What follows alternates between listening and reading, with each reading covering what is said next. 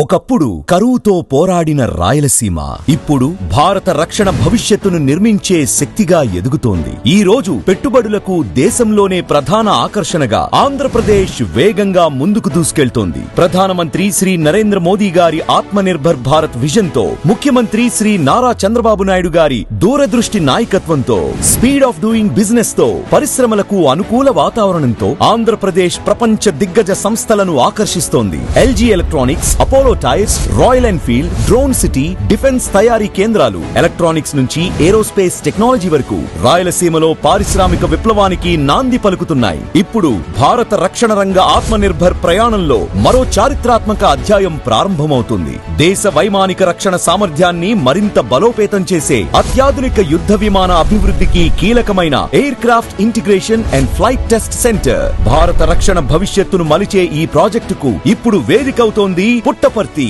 15,800 కోట్ల రూపాయల భారీ పెట్టుబడితో ఏడీఏ ఆధ్వర్యంలో నిర్మితమవుతున్న aircraft integration and flight test centre దేశ రక్షణ సామర్థ్యాన్ని పెంచడమే కాదు, వేలాది యువతకు అత్యున్నత ఉద్యోగ అవకాశాలను సృష్టించబోతోంది. ఈ మే 15వ తేదీన రక్షణ శాఖ మంత్రి శ్రీ రాజ్నాథ్ సింగ్ గారు పుట్టపర్తిలో air craft integration and flight test centre ADA మరియు డిఫెన్స్ ప్రాజెక్ట్ కు శంకుస్థాపన చేయనున్నారు. అలాగే రాయలసీమను డిఫెన్స్ తయారీ కేంద్రంగా తీర్చిదిద్దే పలు కీలక రక్షణ ప్రాజెక్టులకు కూడా శ్రీకారం చుట్టనున్నారు. డిఆర్డీఓ ఆధ్వర్యంలో రూపుదిద్దుకుంటున్న ఈ ప్రాజెక్ట్ భారత రక్షణ రంగానికి కొత్త బలం, రాయలసీమ అభివృద్ధికి కొత్త అధ్యాయం.